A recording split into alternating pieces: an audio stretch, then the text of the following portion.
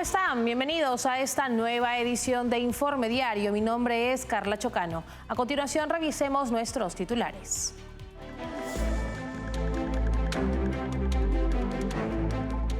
El gobierno de Joe Biden anunció la eliminación de Cuba de la lista de estados patrocinadores del terrorismo, generando severas preocupaciones sobre la complacencia de la administración saliente con la dictadura castrista. En España, la relación entre el PSOE y Junts está al borde de la ruptura por la exigencia de una cuestión de confianza al presidente del gobierno, Pedro Sánchez. El presidente argentino Javier Milei ha sido galardonado con el prestigioso premio Génesis 2025 por su respaldo a Israel. Líderes venezolanos en el exilio han solicitado al gobierno entrante de Donald Trump designar a la Fuerza Armada Nacional Bolivariana como organización terrorista. Y ahora vamos con el desarrollo de la información. La administración de Joe Biden retiró a Cuba de la lista de estados patrocinadores del terrorismo, revirtiendo una decisión del gobierno de Donald Trump efectuada en el 2021. El cambio, vinculado a un acuerdo mediado por la Iglesia Católica para liberar presos políticos, generó críticas de los republicanos. Ted Cruz y Marco Rubio calificaron esta medida de peligrosa, argumentando que Cuba sigue apoyando el terrorismo y reprimiendo a su pueblo. La decisión tomada en los últimos días del gobierno de Biden es vista como una concesión al régimen castrista. La administración de Joe Biden anunció la eliminación de Cuba de la lista de estados patrocinadores del terrorismo, revirtiendo una decisión tomada por Donald Trump en el 2021. Este cambio, según informó Fox News, formaría parte de un acuerdo mediado por la Iglesia Católica para liberar a presos políticos en la isla, pero genera severas preocupaciones sobre la complacencia del gobierno saliente con la dictadura castrista.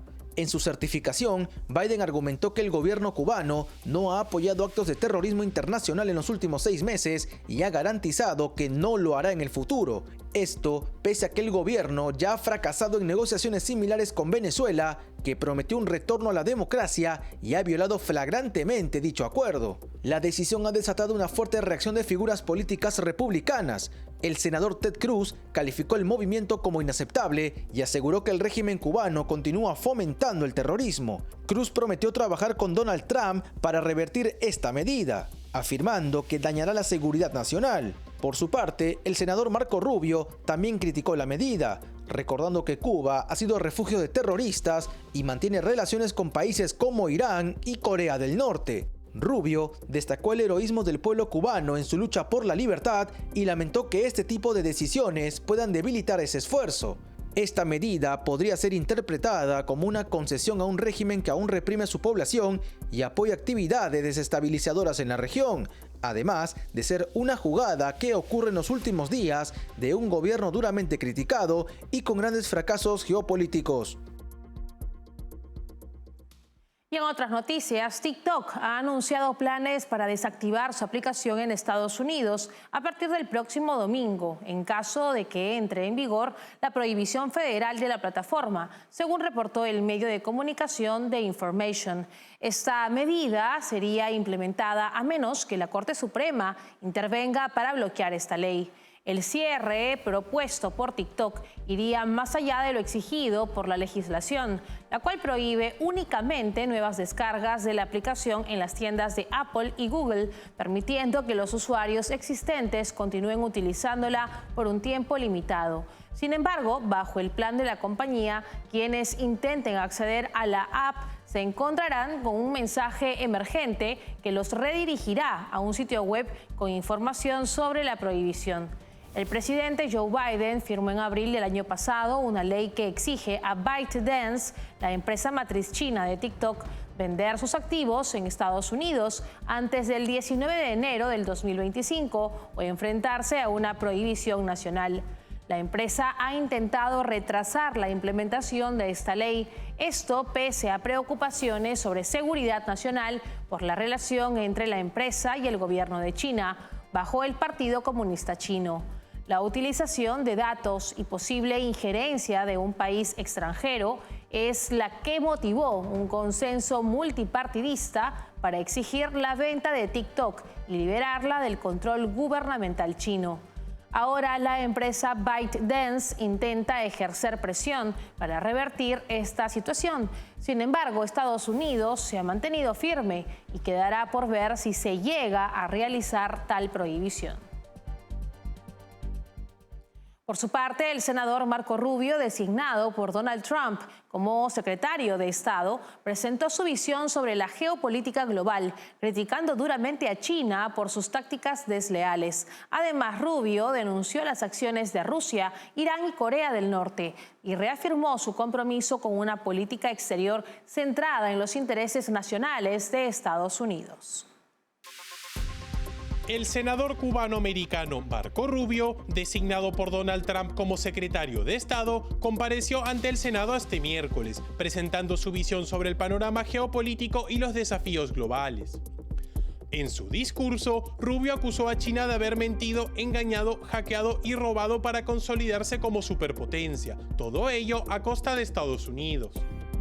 Rubio criticó el orden mundial de la posguerra, calificándolo de obsoleto y señalando que ahora se ha convertido en un arma utilizada contra ellos.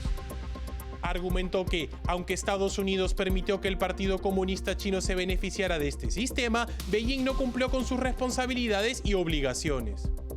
Si seguimos por el camino que estamos siguiendo ahora, en menos de 10 años, prácticamente todo lo que nos importa en la vida dependerá de si China nos lo permite o no, afirmó Rubio. Además de China, el senador arremetió contra Rusia, Irán y Corea del Norte, países que describió como dictaduras que siembran caos, inestabilidad y se alinean con grupos terroristas.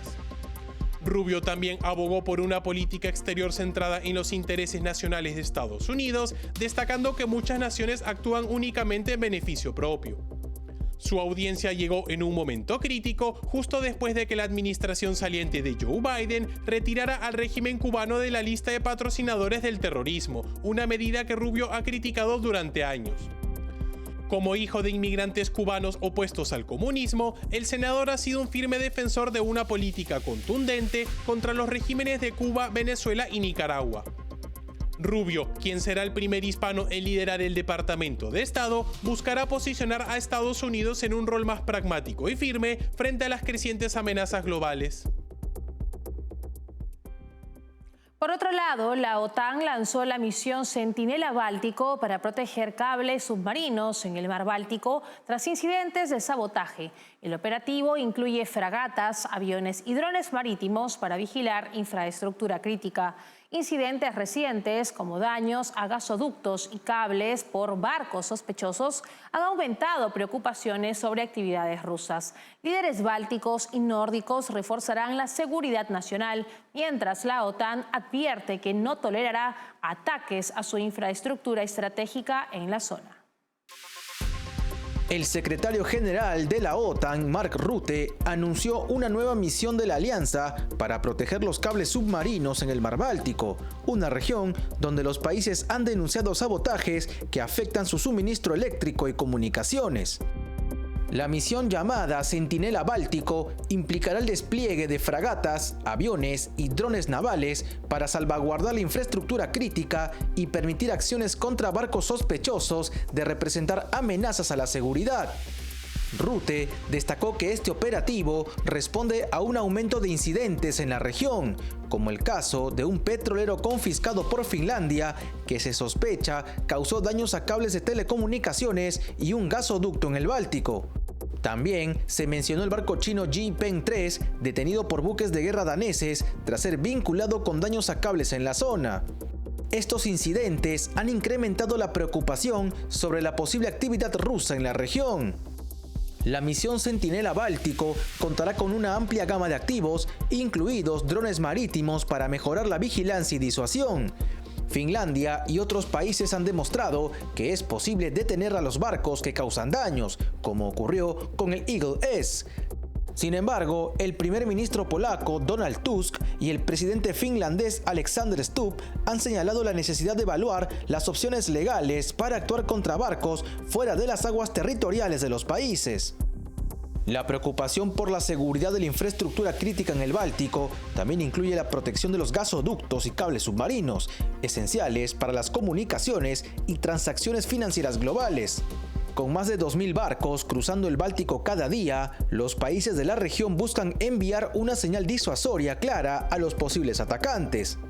El secretario general de la OTAN subrayó que la alianza no aceptará ataques a su infraestructura y tomará medidas para contrarrestarlos. Finalmente, los líderes de los países bálticos y nórdicos, que tienen a Rusia como una preocupación central, se comprometieron a reforzar la seguridad en la región y proteger sus activos estratégicos. Ucrania ha lanzado un ataque masivo contra Rusia, alcanzando múltiples objetivos militares en varias ciudades rusas, según ha informado este martes Andriy Kovalenko, jefe del Centro Oficial Ucraniano contra la Desinformación. Este ataque, que involucró un centenar de drones, impactó en las ciudades de Engels, Saratov, Kazán, Briansk y Tula. Los objetivos de ese ataque fueron instalaciones clave para el esfuerzo de guerra ruso, incluyendo plantas de producción de armas, refinerías de petróleo y almacenes, como explicó Kovalenko en una entrevista con la televisión ucraniana. En particular, el 14 Regimiento, separado de las fuerzas de drones del ejército ucraniano, reivindicó un ataque exitoso contra el aeródromo militar Engels 2, en el que se habría destruido infraestructura crucial y un depósito de combustible para aviones cercanos. Este ataque se produce en un contexto de intensificación de las hostilidades en la invasión rusa contra Ucrania, mientras que el presidente ucraniano Volodymyr Zelensky también ha develado que habló el lunes con el presidente francés Emmanuel Macron sobre la posibilidad de desplegar tropas aliadas en territorio ucraniano.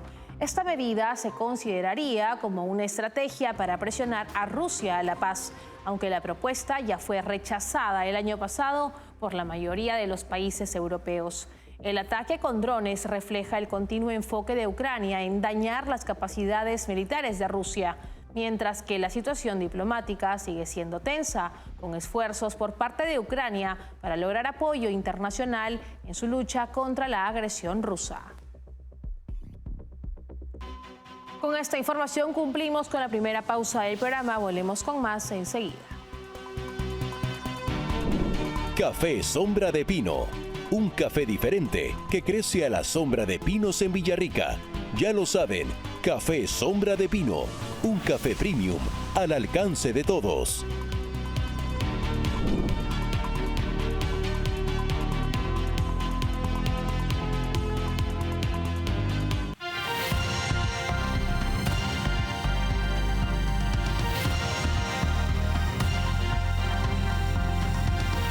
Estamos de regreso en Informe Diario. La relación entre el PSOE y Junts está al borde de la ruptura por la exigencia de una cuestión de confianza a Pedro Sánchez.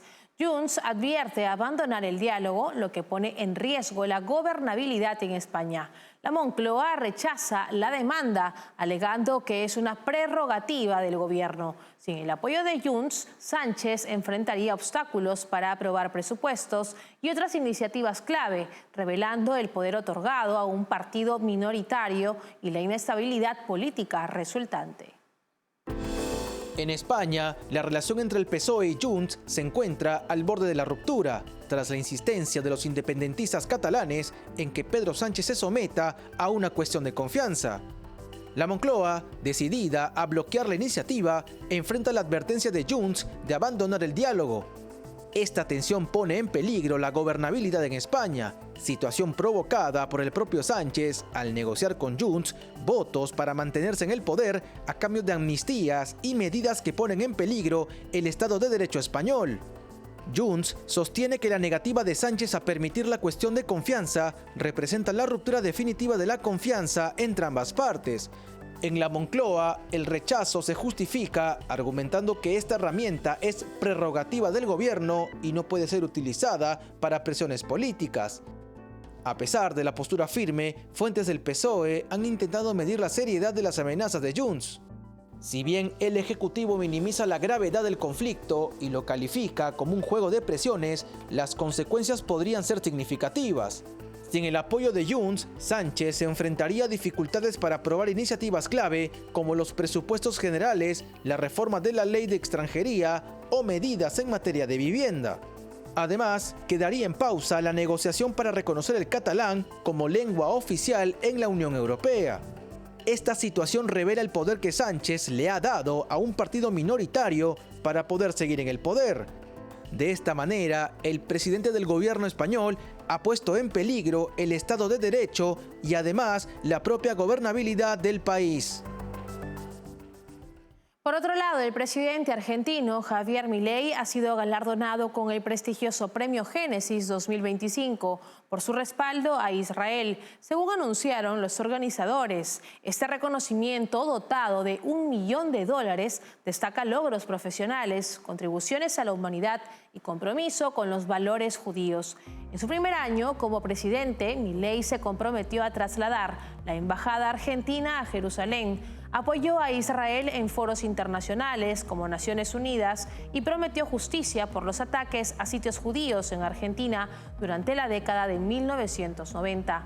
El mandatario expresó su gratitud por el premio, destacando la resiliencia del pueblo judío y su compromiso con fortalecer los lazos entre Argentina e Israel. Milei anunció que donará el monto del premio a organizaciones que luchan contra el antisemitismo en Argentina y en el mundo. Tras iniciar su mandato con un país sumido en la pobreza y el desempleo tras años de kirchnerismo, las medidas implementadas por Javier Milei han dado resultado y la inflación en Argentina comienza a ceder y su aprobación se mantiene por encima del 50%. El presidente del Premio Génesis, Stan Polovets, destacó que es la primera vez que el galardón recae en un jefe de Estado, subrayando su apoyo prioritario a Israel. La entrega del premio a Milei tendrá un lugar en el mes de junio, en una ceremonia en Jerusalén a la que asistirá el primer ministro israelí Benjamín Netanyahu.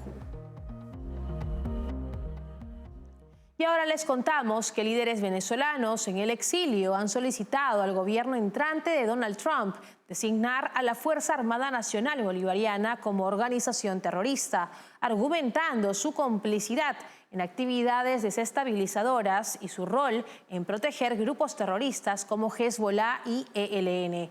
La carta también insta a ampliar sanciones al régimen de Nicolás Maduro y apoyar a la sociedad civil para promover una transición democrática.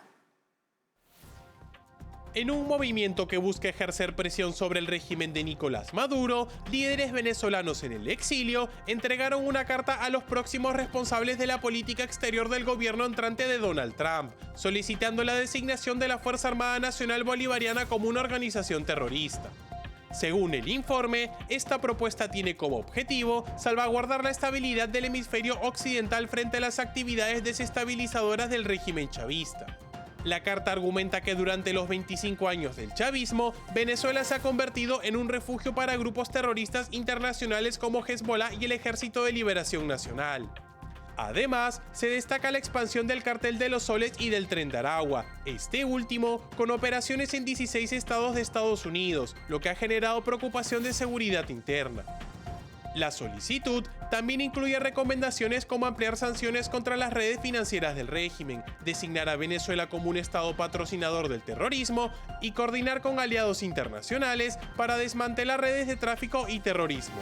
Asimismo, se enfatizó la necesidad de apoyar a la sociedad civil y las fuerzas democráticas para facilitar una transición política.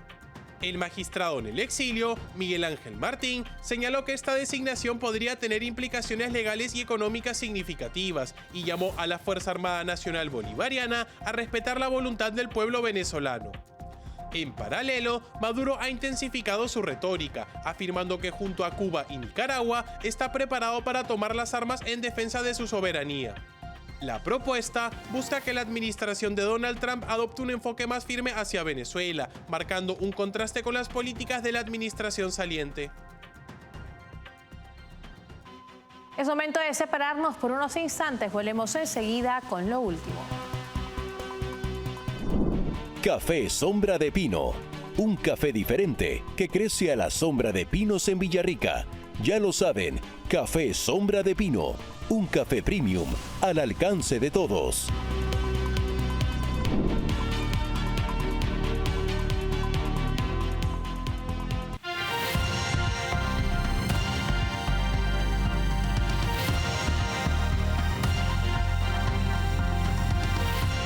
Y ahora les contamos que el expresidente surcoreano Yoon Suk-yeol fue arrestado este miércoles tras un fallido intento de imponer la ley marcial en diciembre, marcando un momento histórico al convertirse en el primer presidente en funciones en ser detenido. Acusado de insurrección y destituido mediante juicio político, Yoon enfrenta una grave crisis política que pone a prueba la estabilidad democrática en Corea del Sur, un aliado clave de Occidente en Asia. El expresidente surcoreano Yoon Suk-yeol fue arrestado este miércoles tras semanas de tensiones por su fallido intento de declarar la ley marcial en diciembre. La detención, realizada en su residencia presidencial en Seúl, involucró a cientos de agentes de la Oficina de Investigación de la Corrupción y la policía, marcando un hito en la política surcoreana al convertirse en el primer presidente en funciones arrestado. La operación comenzó al amanecer, con efectivos escalando muros y evadiendo bloqueos instalados por el Servicio de Seguridad Presidencial. Yoon, destituido mediante juicio político y acusado de insurrección, abandonó el recinto bajo un fuerte operativo y fue trasladado para ser interrogado. En un mensaje pregrabado, Yoon reiteró su desacuerdo con la investigación, pero afirmó que colaboraría para evitar un derramamiento de sangre. Su equipo legal ha cuestionado la legalidad del proceso, mientras el Partido Democrático, principal opositor, calificó su arresto como un paso crucial para restaurar la democracia y el Estado de Derecho. El Tribunal Constitucional continúa evaluando la moción de destitución aprobada por el Parlamento. Yoon podría ser retenido hasta por 48 horas, plazo en el cual las autoridades deberán decidir sobre una posible extensión. Este caso revela una grave crisis política en un país aliado clave de Occidente, en un momento en el que Corea del Norte incrementa sus amenazas contra la estabilidad global.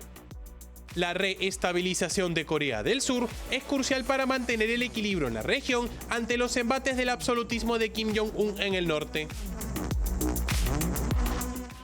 Así llegamos al final en esta edición de Informe Diario. Para más novedades pueden escanear el código QR que aparece ahora en sus pantallas. Estamos en www.grupotvl.com. Nos pueden seguir también en Twitch como TVLESP. Nos escuchan a través de Spotify como TVL en español. Y recuerden suscribirse a nuestro canal de YouTube TVL en español, donde podrán ver y seguir nuestra señal en vivo. Hasta una próxima edición. Hasta luego.